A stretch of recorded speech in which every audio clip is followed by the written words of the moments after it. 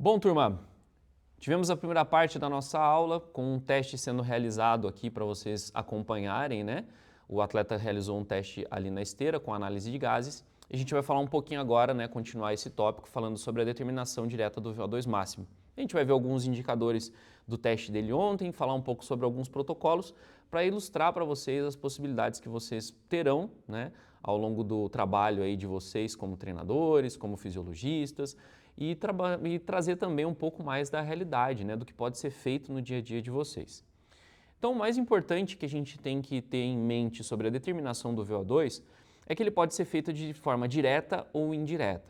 Tá? Então, a gente não precisa também ficar preso à utilização de um analisador. É fato que o analisador te dá muito mais números, muitas medidas, de forma um pouco mais precisa.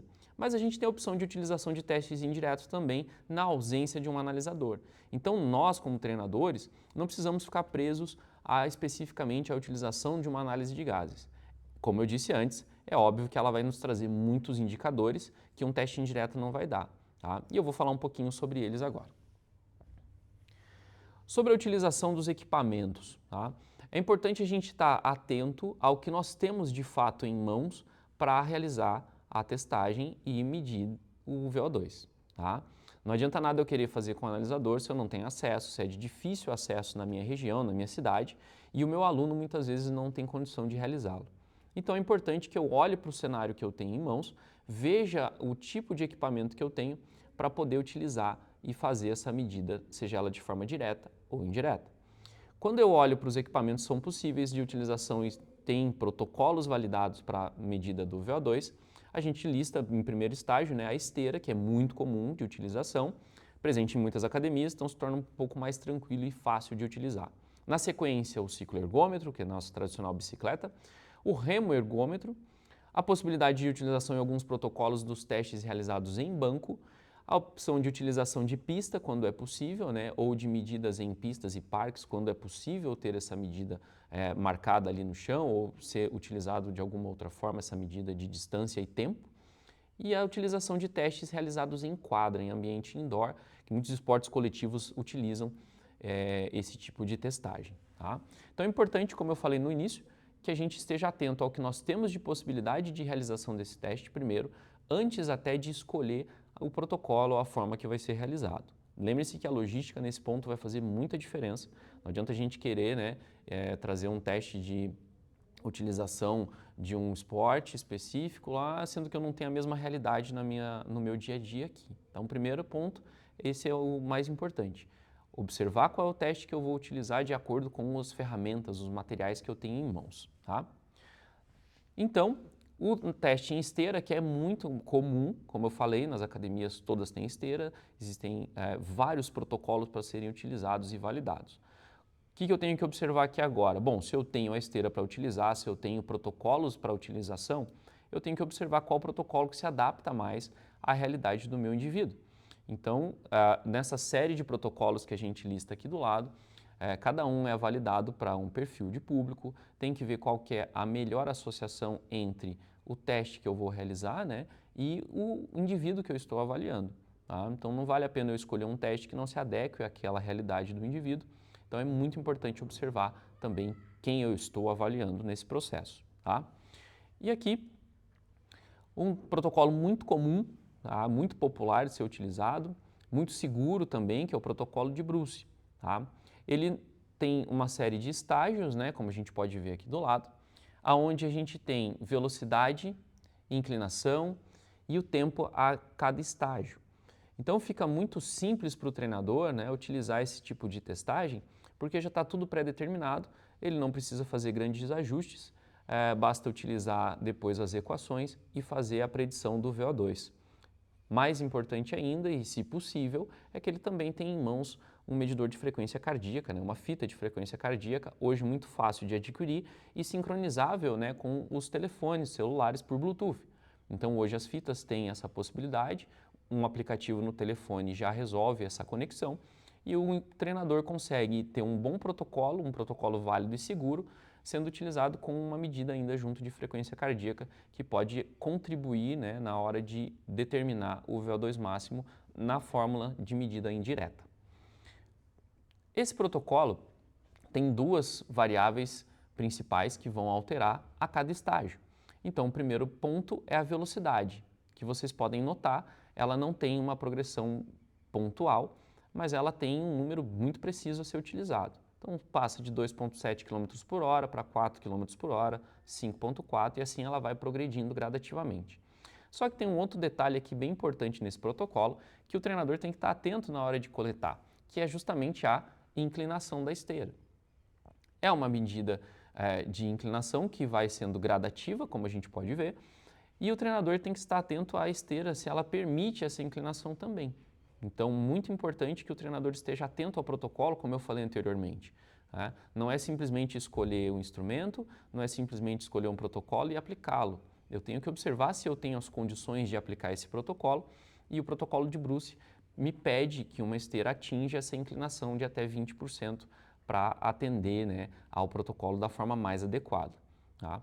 E aí, na sequência, utilizar esses dados, como eu falei anteriormente, numa fórmula, num modelo matemático, para que a gente possa ter a medida bem estabelecida do VO2 desse indivíduo. Uma outra forma de medir o VO2 já é com o protocolo que a gente utilizou na filmagem, que vocês puderam ver, que é um protocolo incremental, né, onde a gente tem uma série de 10 estágios que foram utilizados durante a coleta que nós fizemos. A velocidade da esteira é progressiva, né, como a gente pode ver, né, durante a testagem que foi realizada, e a inclinação é mantida, com o adicional do tempo. Né? Se vocês puderem ver na tabela, o tempo é de 1 minuto para todos os estágios, e a gente tem o aumento gradativo da velocidade a cada minuto, com a sustentação da inclinação. Tá? Esse é o protocolo que nós utilizamos no teste que vocês puderam ver, enquanto a gente estava realizando com o indivíduo ali. E agora a gente vai ver um pouco das medidas desse teste. Então, nós fizemos isso, coletamos algumas medidas para mostrar para vocês como que se comportam essas medidas enquanto o indivíduo está realizando esse teste, que é o que a gente vai ver agora. Observem que um teste progressivo, o que se espera dele é o quê? A progressão dessas medidas também. É o que a gente começa a olhar aqui na frequência cardíaca. Tá? O indivíduo, enquanto estava correndo na esteira, houve o acréscimo da velocidade. A expectativa é que a frequência cardíaca acompanhasse essa progressão à medida que a velocidade fosse aumentando. E é o que a gente pôde ver aqui na frequência cardíaca, que vocês podem ver no gráfico. Notem que o indivíduo, conforme a progressão da velocidade, né, vai aumentando, né, a gente vai tendo esse aumento de 1 km por hora a cada estágio, né, a cada coleta da frequência cardíaca dele, ela tinha uma progressão muito característica e linear. Tá? Então, a gente pode entender que essa progressão, né, o aumento da frequência cardíaca deve acompanhar o aumento da intensidade do esforço também. Isso vai se retratar depois, né, durante os esforços que ele for realizar em sessões de treino e assim por diante. Tá? Só tome um cuidado muito importante, né? A frequência cardíaca ela ilustra o esforço que está sendo realizado. Tá? Ela não é a unidade de medida para a prescrição de fato da sessão de treino. Tá? Tomem bastante cuidado com isso, porque a frequência cardíaca ela pode alterar qualquer medida de variável que a gente tem, como o clima, como a noite de sono. Existem uma série de fatores que impactam a frequência cardíaca e por isso ela deve ser monitorada, mas não utilizada de fato como uma forma de prescrever o esforço. Até porque, para cada indivíduo, né, essas contas que a gente costuma ver, 65%, 75% da frequência cardíaca, na hora que você for fazer essa conta, ela pode não retratar a realidade do esforço que o indivíduo está realizando por uma série de fatores. Tá? É bom ficar atento com esse detalhe, tá certo? Mas, como eu falei anteriormente, a frequência cardíaca nitidamente foi progredindo ao longo do teste desse indivíduo. A percepção de esforço, que é uma forma que a gente tem também de observar a intensidade da atividade que está sendo realizada, também foi coletada, como a gente viu no teste. E a gente tem aqui um gráfico mostrando essa progressão, né, essa linearidade na progressão da percepção subjetiva de esforço. Tá? O indivíduo que inicialmente estava indicando 0 na escala Omni foi gradativamente aumentando a intensidade, né, do esforço que ele estava percebendo, conforme nós fomos aumentando também a velocidade. Tá? A percepção de esforço é uma medida se tornou muito popular nos últimos anos aí, né, para monitorar a intensidade do esforço que está sendo realizado na sessão de treino. E aqui vale um ponto importante. Quanto mais familiarizado o indivíduo estiver com a escala de percepção de esforço, com as medidas da escala, melhor e mais preciso vai ser o feedback que ele vai dar sobre a intensidade que ele está realizando, tá? Então, fica aqui para você, treinador, a dica. Se você for utilizar a percepção subjetiva de esforço nas suas sessões de treino, lembre-se de familiarizar o indivíduo, de fazer uma ancoragem, tá? Esse é um tema até que a gente pode abordar numa próxima aula com vocês, mas o mais importante é que eu transforme a escala de percepção de esforço para esse indivíduo de algo inicial para algo que se torne rotineiro. Então ele vai gradativamente se acostumando à utilização da escala, tá? Para que ele possa justamente ter o esforço realizado sendo associado aos indicadores de cada escala, tá? E a medida mágica que a gente está procurando, que era justamente o VO2 deste indivíduo, tá? Nós vemos também uma linearidade bem interessante, né? Essa progressão do VO2 deste indivíduo, enquanto aumentávamos também a velocidade na esteira, tá? Indicando que o consumo de oxigênio dele estava sendo progressivo, tá? Esse indivíduo chegou a 41 mililitros por quilo por minuto durante o teste, na velocidade de 18 km por hora. Na hora que nós entramos com 19 km por hora, ele pediu para parar a esteira. Então, fica válido ali o VO2 máximo atingido dele de 41 mililitros por quilo por minuto, tá?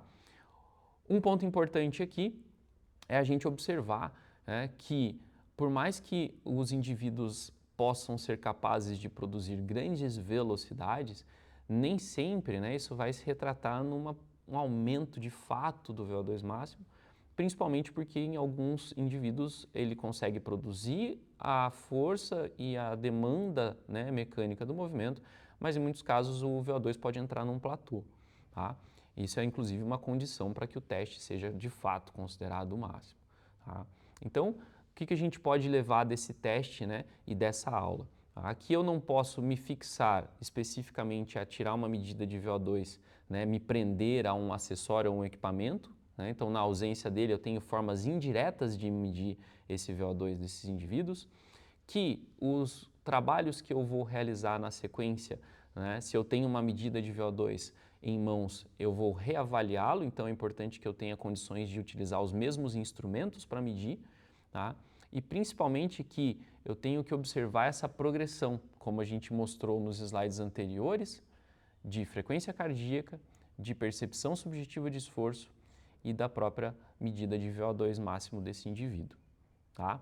Então, essa foi a nossa aula para mostrar para vocês um pouco de como a gente tem possibilidades de medir o VO2 de forma direta, de forma indireta, para a gente clarear um pouco aí a mentalidade de vocês sobre utilização, né, e medidas de VO2 máximo. Na próxima aula a gente se vê de novo e eu espero tê-los aqui conosco.